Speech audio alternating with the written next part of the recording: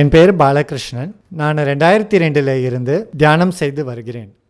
2004 இருந்து பிரமிட் பயிற்சி தொடர்ந்து நிர்வகித்து வருகிறேன். இன்றைய தினம் நாம் காஸ்மிக் எனர்ஜி பற்றி தெரிஞ்சுக்கலாம். 2008 தியான பாரதம், 2012 தியான உலகம். திரு பத்ரி அவர்களின் இந்த நோக்கத்திற்கிணங்க நான் இந்த பயிற்சி தொடர்களை நிர்வகித்து வருகிறேன். பத்ரி சார் அவர்கள் சில லட்ச பிரமிடுகள் இந்த பூமியில் வர வேண்டும் சில லட்ச பிரமிடுகள் தோண்ட வேண்டும் என்றால் பல்லாயிரம் பேருக்கு அந்த ஞானம் இருந்தால் தவிர அது சாத்தியப்படாது. ஆகையால் எல்லோரையும் இந்த பிரமிட் தொழில்நுட்பத்தில் புலமை பெற செய்வது எனும் நோக்கில் இந்த பயிற்சி வகுப்புகள் நிறுவ நேர்ந்தது. இந்த பயிற்சி வகுப்புகளில் பல்வேறு தகவல்களுடன் பல்வேறு ரகங்களை கற்பிக்கப்படுகிறது. இங்கே வரும் அனைவரும் இதை நன்றாக கற்றுணர்ந்து சென்று அவர்களும் சுயமாக மற்றவர்களுக்கு பயிற்சி தர வேண்டும் என்பதே எனது விருப்பம். நம் வீடு கட்ட வேண்டும் என்றால் நாமே சுயமாக கொத்தனாரை போன்று வீடு கட்ட மாட்டோம். நம் வீட்டின் அளவு முதற்கொண்டு தகவல்களுடன் எந்த பொருட்கள் வாங்க வேண்டும், எத்தனை அறைகள் வேண்டும் என்று நாம் அறியும்போது நம் பட்ஜெட்டிற்கு ஏற்றாற்போல் பொறியாளர் மேற்பார்வையில் நிர்ணயிக்கிறோம். அதே போல நாம் பிரமிடுகளின் அளவுகளையும் தெரிந்து கொண்டு என்னென்ன பொருட்கள் பயன்படுத்த வேண்டியது, எந்த கோணங்கள் பயன்படுத்த வேண்டியது எனும்போது நாம் மரத்தை பயன்படுத்தி தயாரிப்பதற்கு தச்சரை நாடுவதைப் போல பிரமிட் தயாரிப்பதற்கு அது தொழில்நுட்ப வல்லுநர் மூலம் நாம் தெரிஞ்சு கொள்ளலாம். அதே போல் மிகப்பெரிய அளவிலான பிரமிட் கட்ட வேண்டும் என்றால் நமக்கு ஆற்றல் எவ்வளவோ அதற்கேற்ப ஞானமும், எவ்வளவு ஞானமோ அதற்கேற்ற ஆற்றல் பெறுவதும் நடைபெறும். பின் அதிக ஆற்றல் பெற ராஜமார்க்க பிரமிட் தியானம் பெறுவதுடன் நாம் 3 மடங்கு அதில் அதிகம் ஆற்றல் பெற நேரிடும். ஒரு மாஸ்டரை உருவாக்குவதை விட ஒரு பிரமிடை உருவாக்குவது மிக எளிது. அந்த பிரமிட் எத்தனையோ 1000 மாஸ்டர்களை உருவாக்கும் வல்லமை பெற்றது. அதை போன்ற பெருமை மிக்க பிரமிட் தயாரிப்பது பற்றி தெரிந்து கொள்ளலாம். பிரமிடுகளுக்கான ஆற்றல் அதன் கோணங்கள் வழியே கிடைக்கும். அந்த கோணங்கள் 51 டிகிரி, 52 மினிட்ஸ் and 10 seconds. ஒருவேளை அது 90 டிகிரி கோணம் என்றால் அதை 51 டிகிரி, 52 மினிட்ஸ், 2 மினிட்ஸ், 10 செகண்ட்ஸ் கணக்கில் வளைப்போம் என்றால் அப்போது அதன் உள்பக்க அளவு 51 டிகிரி, 52 மினிட்ஸ் and 10 செகண்ட்ஸ் ஆகும். பிரமிட் கோணம் இந்த கோணங்களின் அடிப்படையில் அதை அமைய பெற்றிருக்கும். இந்த பிரமிடில் எத்தனை வித அளவுகள் இருக்கும் தெரியுமா? 2 வித அளவுகள் இருக்கும். ஒன்று அடித்தள அளவுகள், மற்றொன்று பக்கவாட்டின் அளவுகள். இவை 4 உள்ளன, எண்ணிக்கையில் சம அளவில். இந்த 4 பக்கவாட்டு அளவுகள் சமமாக இருந்தாலும் அடித்தளத்தில் அளவுடன் வேறுபட்டிருக்கும். பிரமிட் தயார் செய்வதற்கு அடித்தளம் மற்றும் பக்கவாடு அளவுகள் தெரிந்தால் போதுமானது. இந்த அடித்தள அளவென்பது நமது விருப்பத்திற்கேற்றதுதான். வீட்டில் சகோதரத்திற்கேற்ற பட்சத்திற்கேற்றவாறு நாம் முடிவெடுக்க முடியும். அது சரி, பக்கவாட்டில் அளவு அறிவது எப்படி? சிம்பிள். அடித்தளம் 10 சென்டிமீட்டர், பக்கம் அடித்தளம் 0.952. இந்த ஃபார்முலாவின் படி பக்கவாட்டு அளவுகளை நாம் பெற முடியும். எப்போதும் இந்த 2 அளவுகளை கிடைத்து வருகிறதோ பிரமிடை எளிதாக தயார் செய்யலாம். எடுத்துக்காட்டு, அடித்தளம் 10 சென்டிமீட்டர், பக்க அடித்தளம் 0.952. அடுத்து எடுத்துக்காட்டு, அடித்தளம் ஈக்குவல் டு 20 சென்டிமீட்டர், பக்கம் 20.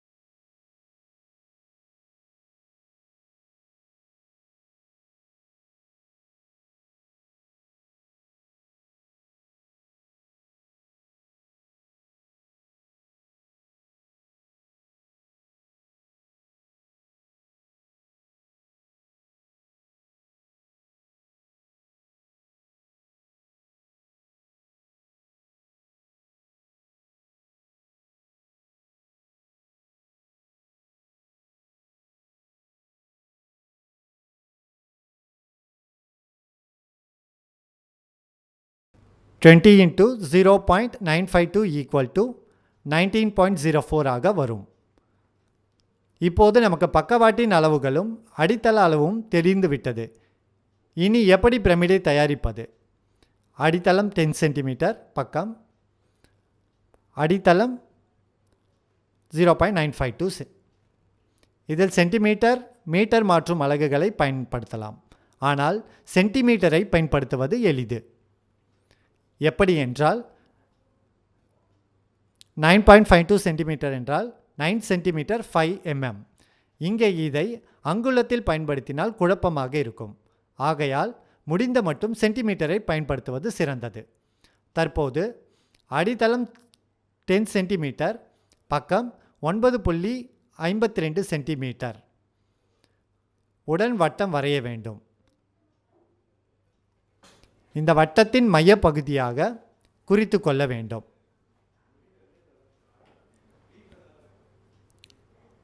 இது 92.52 பக்கவாட்டின் அளவு.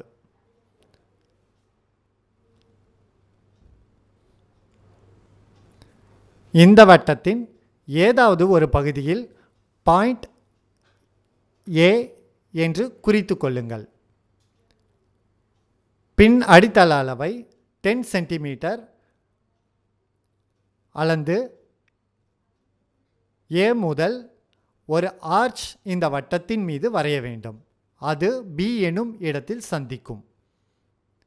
நமக்கு 4 கட்டங்கள் வேண்டும். ஆகையால் இந்த வட்டத்தில் இப்படி 4 கட்டங்களாக வெட்டுங்கள். C, D, E.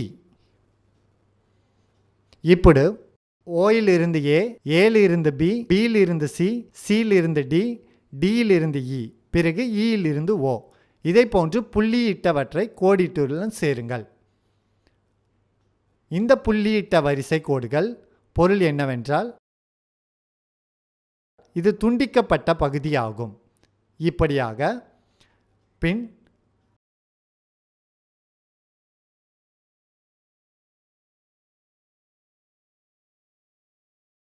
ஸ்கேல் மூலம் O முதல் B வரை இதைப்போல் உள்புறமாக வளைக்க வேண்டும். அட்டை தடிமனாக இருந்தால் வளையாமல் போகலாம். அப்படி இருந்தால் கத்தியுடன் மேற்புறத்தில் லேசாக கட் பண்ணுங்கள். அதேபோல் ஓல இருந்து C மற்றும் O இருந்து D அனைத்தும் இதுபோல் வளைக்க வேண்டும். வளைந்த பின் கார்னர் கூறாக அமையாகவிட்டால் உட்புற பக்கவாட்டில் சாம்பர் பண்ண வேண்டும். தடிமனான மெட்டீரியலாக இருந்தால் இப்படி சாம்பர் செய்ய வேண்டியது அவசியம். இப்போது முதல் விதம். அடித்தளம் 10 சென்டிமீட்டர், பக்கவாட்டில் 9.5 சென்டிமீட்டர். காம்பஸ் உதவியுடன் பக்க அளவை 9.5 சென்டிமீட்டராக அளப்போம். 9 சென்டிமீட்டருடன் ஒரு வட்டம் வரையணும். இந்த சென்டர் பாயிண்டை O பிறகு இந்த வட்டத்தில் ஏதாவது ஒரு இடத்தில் A என்று குறித்து கொள்ளுங்கள். இந்த அடித்தள அளவாக 10 சென்டிமீட்டர் மீண்டும் அளந்து A முதல் B ஒரு ஆர்ச், இப்படி 4 இடங்களில் B, C, D, E என்று 4 இடங்களில் கட் பண்ண வேண்டும். பின் O, A, B, C, D, E இப்படி புள்ளியிட்ட கோடுகளுடன் சேருங்கள். பிறகு ஸ்கேலால் இந்த புள்ளிகள் வழியாக கட் பண்ண வேண்டும். மேலும் இந்த பாயிண்டை குறிக்கணும். ஏனென்றால் வளைக்கும் போது கண் பார்வை கோளாறினால் அடித்தளம் மாறாமல் இருப்பதற்காக. பின் இந்த கார்னர்களில் புள்ளிகளை O உடன் சேருங்கள்.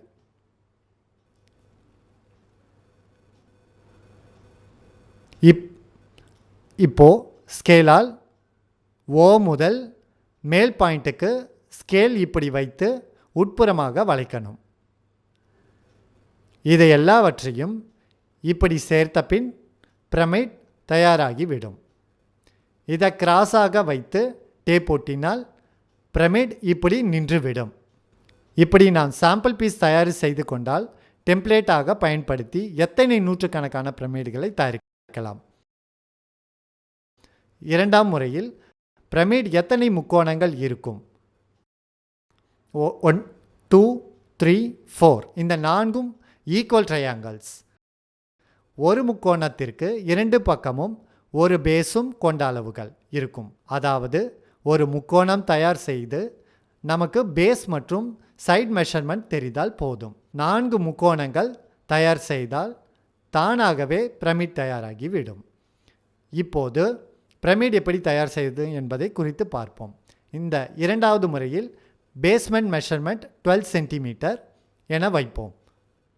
Side 12 into 0.952 equal to 19.4 centimetre என வரும். இப்பொழுது இந்த பேஸ் மெஷர்மெண்ட்டுடன்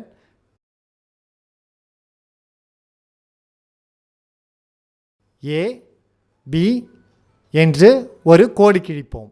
இப்பொழுது கேம்பஸுடன் 11.4 சென்டிமீட்டர் சைட் மெஷர்மெண்ட் ஒரு ஆர்ச் கட் பண்ணுவோம். அப்படியே கேம்பஸுடன் பியிலிருந்து ஒரு ஆர்ச் கட் பண்ணி அதற்கு சி என பெயரிடுவோம். இப்போது ஏசி மற்றும் பிசியை சேர்த்தால் முக்கோணம் வந்துவிடும். இதுபோல கட் பண்ணும்போது இவ்வாறு முக்கோணம் கிடைக்கும். இங்கே கண்டிப்பாக பேஸ் என எழுத வேண்டும். இப்போது இந்த முக்கோணத்தை பயன்படுத்தி மீண்டும் பிரமிட் தயார் செய்வதை பற்றி பார்ப்போம். நமக்கு கிடைத்த முக்கோணத்துடன் இங்கே இந்த பேஸ் கீழ் வரும் விதம் இந்த 3 பாயிண்ட் மார்க் பண்ணுங்கள். 3ஐயும் ஜாயின் பண்ணுங்கள். இதுதான் பேஸ். மீண்டும் முக்கோணம். பிறகு இந்த 2 சைடு ஏற்பாடு செய்து மீண்டும் பாயிண்ட்ஸ்களை மார்க் செய்யவும். பின் இவற்றை இணையுங்கள். எப்பொழுதும் பேஸ் என்பது வெளிப்புறமாகத்தான் இருக்க வேண்டும். பாருங்கள், முதல் முறையில் வந்ததைப் போலவே இப்போதும் வந்துள்ளது. இப்போது மீண்டும் முதல் முறையில் வளைத்தபடி வளைத்தால் பிரமிட் வந்தாகி விட்டது. இது இரண்டாம் முறை. இதில் 12 சென்டிமீட்டர் வைப்போம். 11.4 சென்டிமீட்டர் ஆக வரும். இவ்வாறாக 12 into 0.952 equal to 11.4. இந்த அளவுடன் ஒரு முக்கோணம் தயார் செய்வோம். 12 சென்டிமீட்டர் பேஸுடன் ஒரு லைன் வரைவோம். ஏபியை ஒரு கேம்பஸுடன் அளப்போம். அப்படி அளந்து ஏ முதல் ஒரு ஆர்ச் மற்றும் பியிலிருந்து மற்றொரு ஆர்ச்.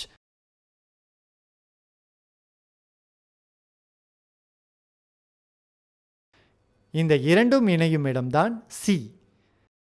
இப்போது ஏசி மற்றும் பிசியை ஜாயின் செய்வோம். இதை கட் செய்து பின்னே உள்ளே பேஸ் என குறிக்க வேண்டும். பேஸ் எப்பொழுதும் கீழ்ப்புறமாக இருக்கும்படி பார்த்து கொண்டு இந்த 3 புள்ளிகளை நாம் மார்க் பண்ண வேண்டும். ஓ, இதுதான் பேஸ். மீண்டும் பேஸ் ஐ இப்படி கீழின் நிலையில் வைத்துக்கொண்டு சியை மார்க் செய்வோம். இப்பொழுது இந்த அவுட்டரில் கட் பண்ணுவோம்.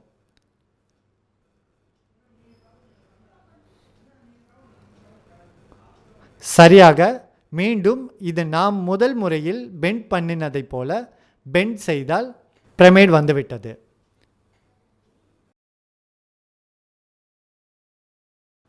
இந்த இரண்டையும் இணைத்து டேப் ஒட்டினால் பிரமிட் ஆகிவிட்டது. இந்த 2 முறையிலும் நாம் கேம்பஸ் பயன்படுத்த முடிகிறது. இதை வழியாக நாம் அதிகபட்ச வரை பிரமிட் கேப்ஸ் வரை பண்ண முடியும். இதைவிட பெரிய அளவிலான பிரமிடுகள் தயார் செய்ய இந்த 2 முறைகளை பயன்படாது. அதற்காக 3வது முறை பற்றி இப்பொழுது தெரிந்து கொள்வோம். இந்த 3வது முறையை ட்ரையல் அண்ட் எரர் மெத்தட் என்று சொல்லலாம். இந்த முறையில் நாம் முக்கோண துண்டுகளை வெட்டி வைத்துக்கொள்வோம். இது போனால் இந்த முக்கோணம் வெட்டும் விதம்தான் வேறுபட்டிருக்கும். பெரிய பிரமிடுக்கு வேண்டியபடி இப்படி தயார் செய்து கொள்ளலாம். பேஸ் 45 சென்டிமீட்டர் எடுத்துக்கொள்வோம். பேஸ் 45 சென்டிமீட்டர் எடுத்துக்கொள்வோம். சைடு 42.8 ஆக வரும். இப்போது இந்த 45 சென்டிமீட்டர் பேஸுடன் ஒரு லைன் வரைவோம். 2 அடிக்கு 3 அடி வேண்டுமென்றால் நாம் இந்த டேப்பை பயன்படுத்தலாம். 45 சென்டிமீட்டர். இப்போது இந்த சைடு மெஷர்மெண்ட்ஸ் 42.8ஐ நாம் இங்கு ஏயில் இருந்து பி என மார்க் செய்ய வேண்டும். ஏலிருந்து சப்போஸ் இங்கே வரும் என வைத்துக்கொள்வோம். ஆனால் பியிலிருந்து மார்க் பண்ணும்போது இந்த 2 பாயிண்ட்டும் இணையாது. அது ஏதாவது ஒரு இடம் இங்கு வரலாம். ஆனால் நமக்கு சிங்கிள் பாயிண்ட் வேண்டும் என்பதால் இந்த சிங்கிள் பாயிண்ட் என்பது இங்கே ஏலிருந்து பி ஆக 42.8 ஆக இருக்கணும். இந்த இரண்டிற்கும் நடுவே எங்கேயோ இருக்கும். என்ன பண்ண வேண்டும் என்றால் ஸ்கேல் திரும்ப பின் எடுத்து ஏலிருந்து வைத்து கொண்டால் அது கொஞ்சம் இந்த பக்கமாக வர நேரிடும். மீண்டும் பியிலிருந்து இன்னொரு முறை அளந்தால் ஆக இந்த இரண்டும் இப்படி க்ளோஸ்அப்பில் கொண்டு வந்தால் ஒரு பாயிண்ட் அல்லவா? இந்த 2 சிங்கிள் பாயிண்ட்டும் செட் ஆகிவிடும். அதாவது இந்த பாயிண்ட் ஏ முதல் பி வரையும் 42.8 ஆக இருக்கும். பிறகு இதை இணைக்க வேண்டும். ஆக இப்பொழுது முக்கோணம் கட் பண்ண பிறகு அதை டெம்ப்ளேட்டாக பயன்படுத்தி இரண்டாவது மெத்தட் போலவே நாம் பிரமிட் தயாரிக்கலாம். தேர்ட் மெத்தடில் பேஸ் 60 சென்டிமீட்டர் வைத்துக்கொள்வோம். Side 60 into 0.952 equal to 57.1 centimetre வரும். பேஸ் 60 BA திரும்பவும் A முதல் 57.1 மீண்டும் பியிலிருந்து 57.1 வையுங்கள். இதுவே இங்கேயும் வந்துவிட்டது. ஆனால் நமக்கு 2 பாயிண்ட்ஸ் சிங்கிள் பாயிண்டாக வேண்டும். அது செட் ஆகும் வரை செட் கொட்டே இருக்கும். பாருங்கள், இப்பொழுது 57.1 சரியுமாக அமைந்துவிட்டது. ஏ முதல் பி வரையும் 57.1 ஆகவே வந்துவிட்டது.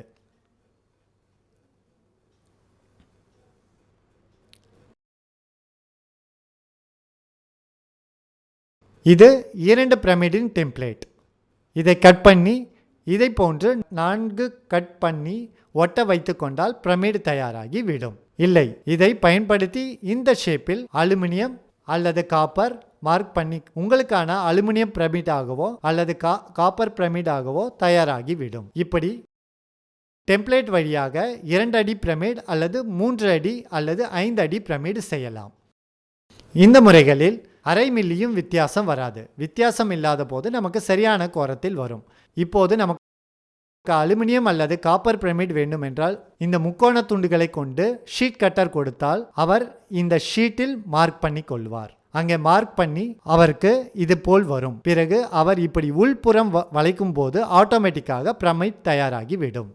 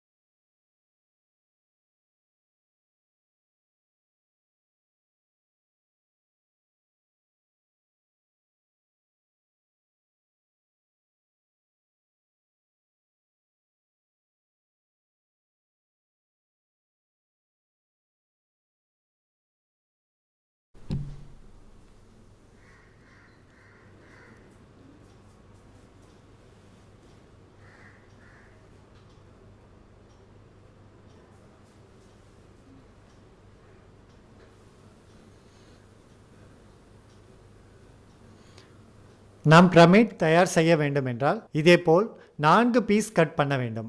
பிறகு அதை இணைக்க வேண்டும். இப்படி 4 யூகங்களாக கட் செய்ய வேண்டும். கட் பண்ண பிறகு அவற்றை உட்புறமாக சாம்பர் பண்ண வேண்டும்.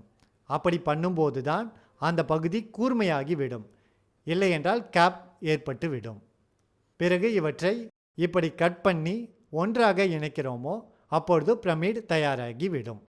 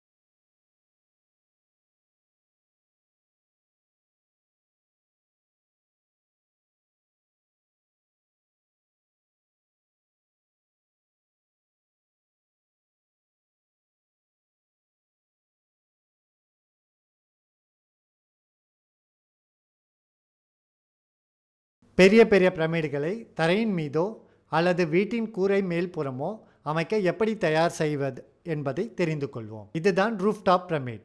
இதை நாம் சுவற்றின் மீது கட்டினால் சுவற்றின் உயரத்துடன் இந்த உயரமானது அதிகபட்சமாக 3 அடிக்கு மேல் வேண்டாம்.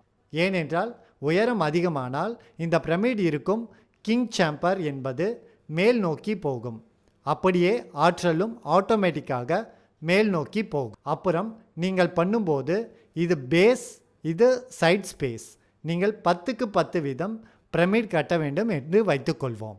அப்போது என்ன செய்ய வேண்டும் என்றால் 10க்கு 10 கம்பிகளை 4 எடுத்துக்கொண்டு இப்படி வளைத்து பிறகு சைட் 9.5 அடி வரும் தோராயமாக 9.52 அதாவது 9 அடியையும் வைத்து 4 துண்டுகளாக கட் பண்ணி இப்படி இங்கே வெல்டிங் செய்யுங்கள். உட்புறமாக பிரமிட் சைஸுக்கேற்ப இப்படி சப்போர்ட்டிங் ராட் வைக்கலாம். இந்த பிரமிடுக்கான ஃபார்முலா என்னவென்றால்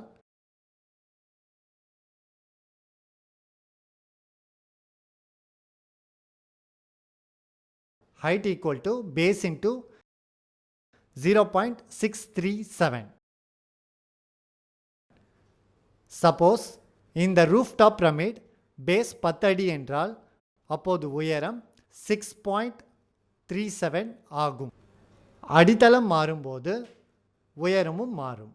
இப்போது இந்த ரூஃப்டாப் பிரமிட்டுக்குள் சுவர் உயரம் 3 அடி வைத்துக்கொண்டோம். அப்போது அபெக்ஸ் டோட்டல் ஹைட் எவ்வளவு வரும் என்றால் 3 + 6.37 = 9.37 ஆகும். நம் உயர் சுவரம் எவ்வளவோ அந்த சுவர் உயரம் ப்ளஸ் பிரமிட் உயரம் சேர்ந்தால் மொத்த உயரம் ஆகும். தற்போது கிங் சாம்பர் பற்றி அறிவோம். அதாவது அதிக ஆற்றல் சேமிக்கப்படும் விதம் இந்த கிங் சாம்பர். எங்கே இருக்கும் தெரியுமா? அந்த ஆற்றல் பிரமிடில் 3இல் ஒரு பங்கு உயரம் அடித்தளத்தில் இருந்து இதுதான் பேஸ் 1/3 ஆஃப் ஹைட். எங்கே இருக்கும் தெரியுமா அந்த ஆற்றல்? பிரமிடின் 3இல் ஒரு பங்கு உயரம் அடித்தளத்தில் இருந்து. இதுதான் பேஸ். இங்கிருந்து 1/3 பங்கு உயரம். அதன் கிங் சாம்பருக்கான ஃபார்முலா படி 1/3 height ஆஃப் பிரமிட்.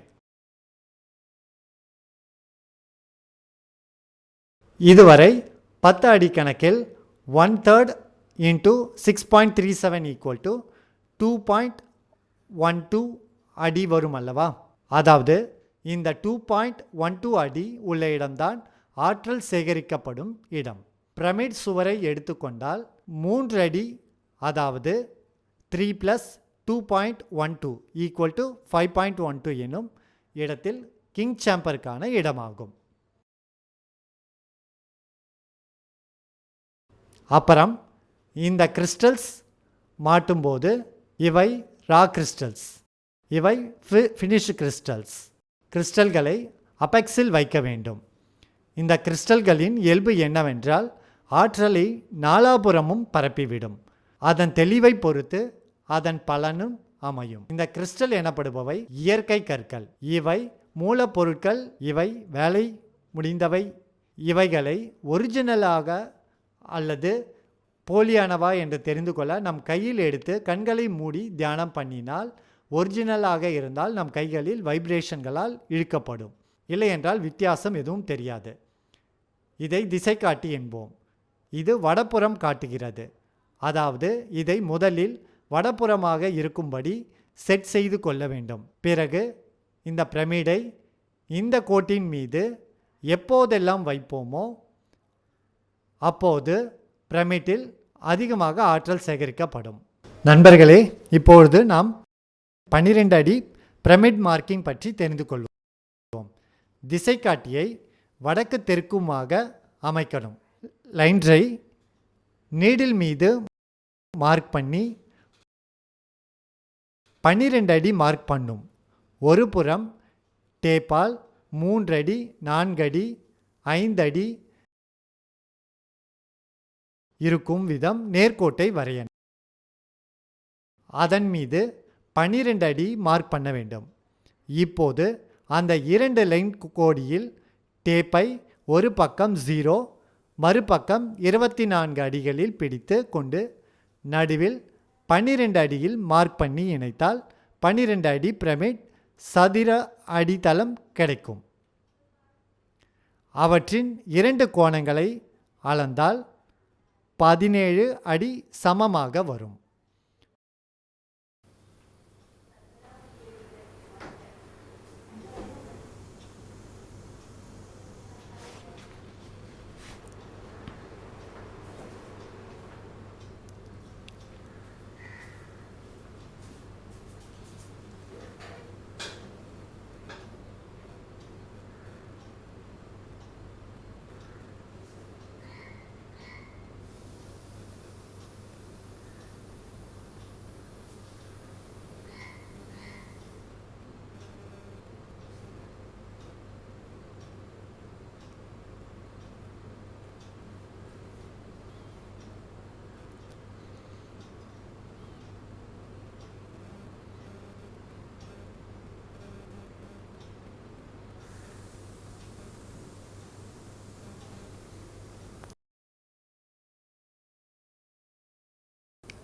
நான் இந்த பிரமிட் ஒர்க் ஷாப் தொடங்கிய பின் மாஸ்டர்களிடமிருந்து எத்தனையோ தகவல்கள் பெற நேர்ந்தது. அவற்றில் ஒன்று இந்த பிரமிட் கோணம் 51 டிகிரி 52 மினிட்ஸ் 10 செகண்ட்ஸ் இருக்க வேண்டும்.